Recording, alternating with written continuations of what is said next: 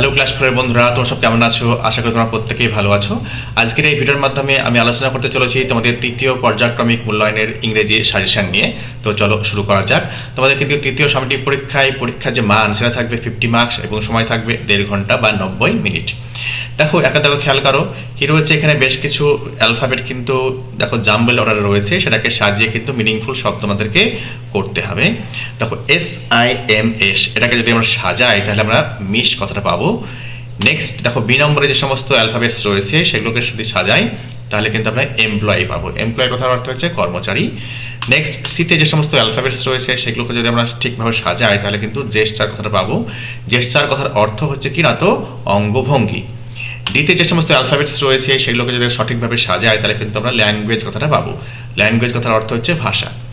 Next দেখো কি বলছে না, তো ইতে যে সমস্ত অ্যালফাবেটস রয়েছে সেগুলোকে সঠিকভাবে সাজালে কিন্তু কোর্স কথাটা পাবো।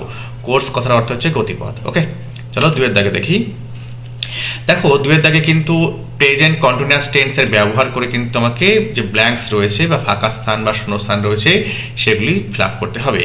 দেখো রিড ভার্ব দিয়ে করতে হবে। দেখো রবি ইজ রিডিং আ বুক, ঠিক আছে। ইজ কেন হয়েছে? রবি দেখো সাবজেক্টটা সিঙ্গুলারে রয়েছে, যদি সাবজেক্ট বহুবচনে থাকতো তাহলে কিন্তু ইজের জায়গায় আর হতো, ঠিক আছে। দেখো Rabi is reading a book in his room, Rabi কিন্তু তার ঘরে একটা বই পড়ছে।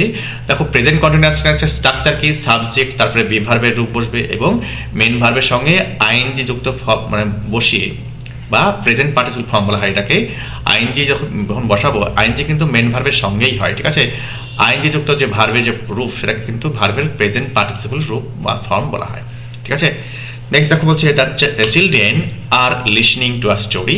দেখো চিলড্রেন, দেখো চাইল্ড হচ্ছে সিঙ্গুলার ফর্ম বা একবচন, আর চিলড্রেন হচ্ছে বহুবচন বা প্লুরাল ফর্ম।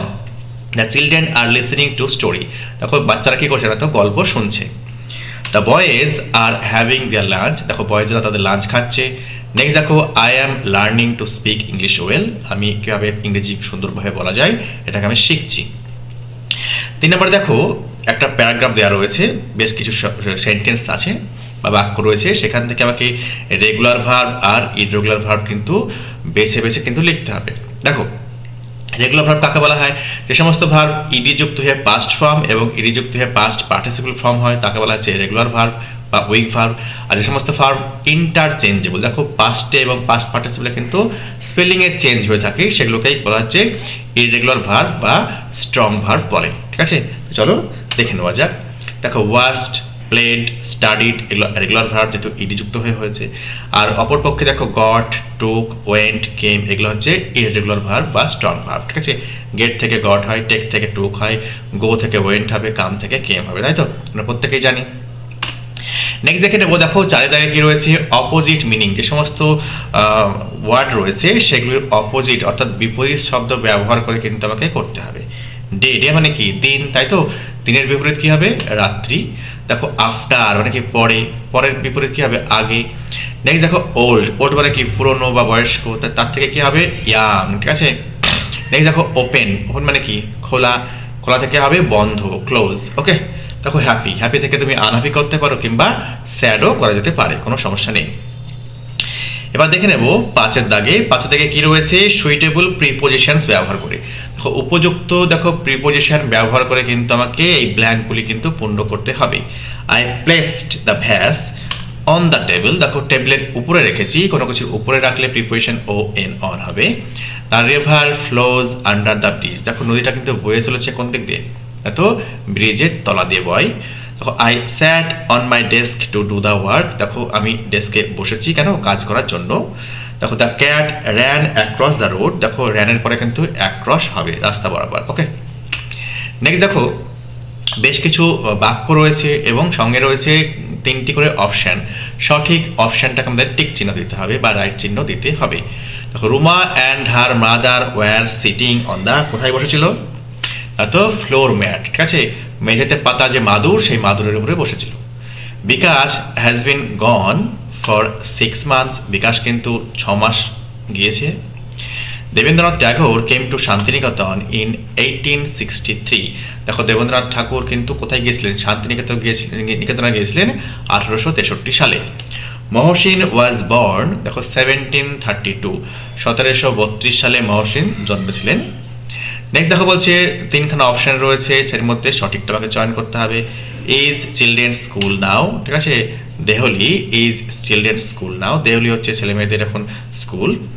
তারপর দেখো একটা প্যারাগ্রাফ রয়েছে বা বেশ কিছু সেন্টেন্স রয়েছে বা বাক্য রয়েছে, সেখান থেকে প্রপার নাউন, কোয়ালিফাইং অ্যাডজেক্টিভস, তারপরে প্রপার নাউন, প্রোনাউন, এগুলো কিন্তু আমাকে চয়ন করতে হবে বা বেছে বেছে আইডেন্টিফাই করে লিখতে হবে। দেখো প্রপার নাউন মানে কি, যে কোনো নাম বোঝালে কি সেটা প্রপার নাউন হয়, যেমন বৃষ্টি, ঠিক আছে, টুম্পাই, বীরভূম, আঙ্কেল কি বলছে অরূপ, টুপাইস ফাদার, শান্তিনিকেতন এক্সপ্রেস, এগুলো দেখো এক একটা নাম, ঠিক আছে, তার জন্য কিন্তু প্রপার নাউনে বসেছে। নেক্সট দেখো কোয়ালিফাইং অ্যাডজেক্টিভস, কোয়ালিফাইং অ্যাডজেক্টিভের মধ্যে কি রয়েছে, ক্লোজ রয়েছে, বিউটিফুল রয়েছে, আনফরগেটেবল রয়েছে। আর প্রোনাউনের মধ্যে দে আর, দে, ইট, এগুলো কিন্তু সেন্টেন্সের মধ্যে কিন্তু রয়েছে।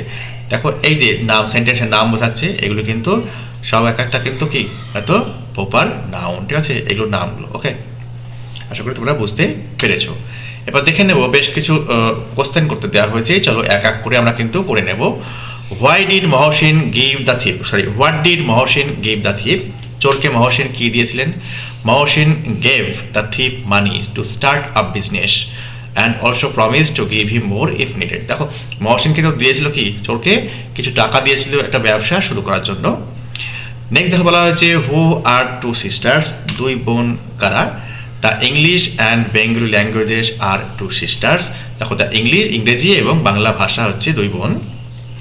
Y was Bengali language worried, Bengali language বা বাংলা ভাষা একটু চিন্তিত কেন?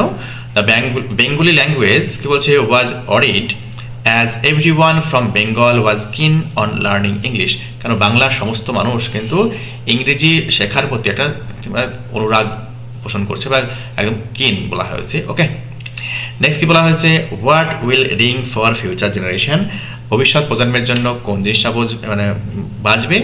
The bell at the gateway, গেটওয়েটাকেই বলা হচ্ছে Singha Sadan. Will ring for the future generation, দেখো বাজবে ভবিষ্যৎ প্রজন্মের জন্য। ওকে, নেক্সট কি বলা হচ্ছে, why did Mohsin feel sad for the man, দেখো মহসিন ওই মানুষটির জন্য কেন দুঃখিত বোধ করলেন?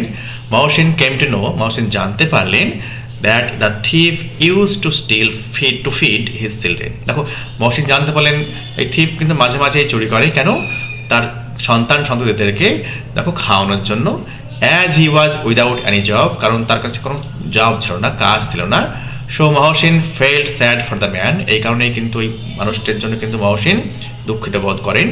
দেখো নিচে বেশ কিছু শব্দ রয়েছে বা ওয়ার্ড রয়েছে, সেগুলি দিয়ে আমাকে তোমার সেন্টেন্স লিখতে হবে বা বাক্য রচনা করতে দেওয়া হয়েছে। দেখো sunlight, life exist on the earth due to sunlight, দেখো এই পৃথিবীতে জীবন কিন্তু টিকে রয়েছে কেন? সূর্যের আলোর জন্যই। নেক্সট বলা হয়েছে electricity, we can not live a single day without electricity, দেখো ইলেকট্রিসিটি ছাড়া আমরা কিন্তু একটা সিঙ্গেল ডেও কিন্তু থাকতে পারি না। নেক্সট বলা হচ্ছে book is our best friend. Okay, দেখো এই হচ্ছে দেখো প্রশ্ন উত্তরের যে সমাহার, এই সেটটি ভালো করে তোমরা দেখে যাও, দরকার হলে বেশ কয়েকবার ভিডিওটা রিউইন্ড করে বা প্লে করে করে দেখো, তাহলে দেখবে একদম কণ্ঠস্থ হয়ে গিয়েছে। ঠিক আছে, দেখো এই প্রশ্নটা তোমাদের জানাতে চাইবো, আমার চ্যানেলে কিন্তু তোমাদের প্রত্যেকটা ক্লাস ওয়াইজ কিন্তু প্লেলিস্ট কিন্তু বানানো আছে, সেখানেও কিছু প্রশ্ন উত্তরের সেট রয়েছে, সেগুলো কিন্তু পরীক্ষার পূর্বে কিন্তু দেখে যাও, তাহলে কিন্তু আমি একদম 100% শিওর, তোমরাও 100% শিওর হয়ে যাও, তখন 100%-এর মধ্যে 100% কমন পেয়ে যাবে। ঠিক আছে, ভালো থেকো, সুস্থ থেকো।